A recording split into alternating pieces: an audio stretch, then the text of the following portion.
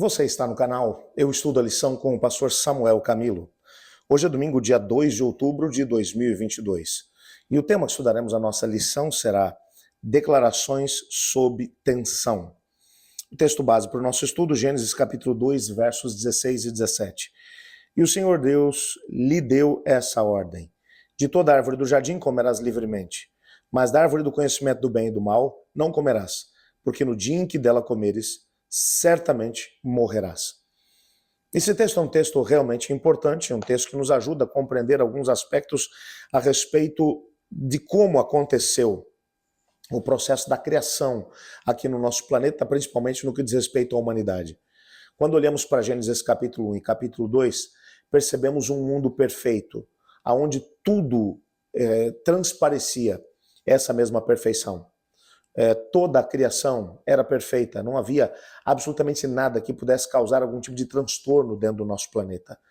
Tudo era simplesmente perfeito, a ponto do próprio Deus olhar para tudo que tinha feito e dizer: eis que é tudo muito bom. Quando olhamos agora para Gênesis capítulo 3, percebemos uma nova realidade tendo lugar dentro do nosso planeta. Nessa nova realidade, entendemos que o pecado agora mudou algumas coisas dentro do nosso planeta. No que diz respeito ao trato de Deus com a humanidade, o mesmo amor que Deus possuía pela humanidade antes do pecado, ele manteve depois do pecado. Entendendo que a humanidade acabou sendo envolvida dentro do pecado por um laço, por um engano por parte do inimigo das nossas almas.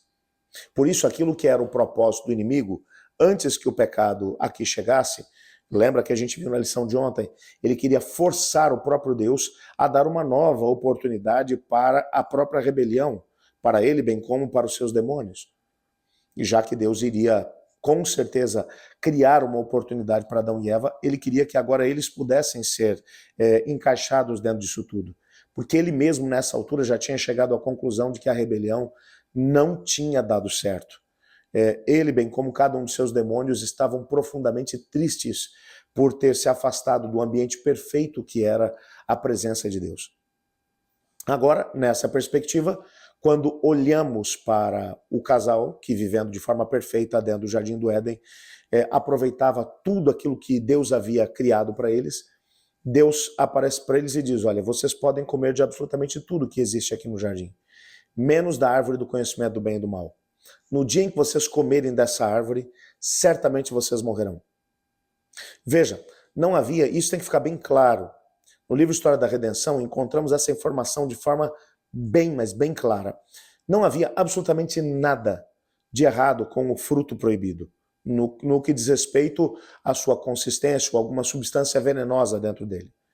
O fruto era um fruto como qualquer outro, mas era um fruto que, de alguma maneira, havia um acordo envolvido nele.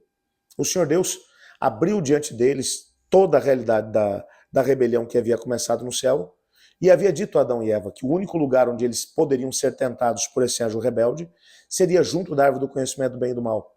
Então Deus dá a eles duas ordens: não se afastem um do outro, porque se a tentação vier, vocês dois, um poderá dar força para o outro. E um segundo conselho, uma segunda ordem Deus vai dar: nem sequer toquem nesse fruto, não se aproximem da árvore do conhecimento do bem e do mal. O fato é que Eva se afastou do marido, foi passeando pelo jardim, quando se deu por conta estava exatamente diante da árvore do conhecimento do bem e do mal. Quando ela percebe agora essa árvore diante de si, ela começa a pensar consigo mesma: por que será que Deus pediu para não tocarmos nesse fruto? Eles são tão bonitos. E como que, se o inimigo pudesse ler o íntimo do seu coração, por entre as árvores do jardim, ela ouve uma voz melodiosa, dizendo: é verdade que Deus disse que vocês não podem comer de nenhuma das árvores do jardim? Deus nunca tinha dito isso. Ela se vira para poder falar com um anjo. Ela tinha certeza de que ela encontraria um anjo ali junto das folhas da árvore do conhecimento do bem e do mal. Mas ao invés de ver um anjo, ela vê esse anjo completamente transvestido como uma serpente, usando a serpente como médium, que era um dos animais mais lindos que havia na terra naquela altura. Eva agora, ouve agora esse animal falando. Os animais não falavam. E a serpente agora começa a entabular uma conversação com ela, dizendo, olha, eu comi, a serpente estava comendo desse fruto.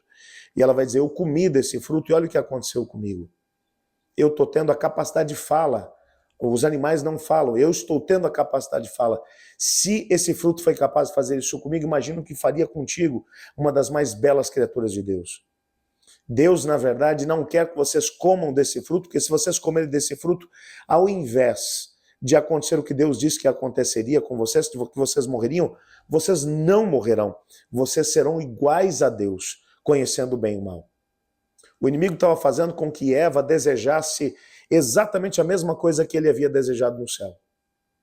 E o texto bíblico vai dizer, e vendo Eva que o fruto era agradável aos olhos e, ao mesmo tempo, desejável para dar entendimento, ela desejou também ser igual a Deus. Ela tomou do fruto, comeu e levou para o seu marido, e esse também acabou comendo.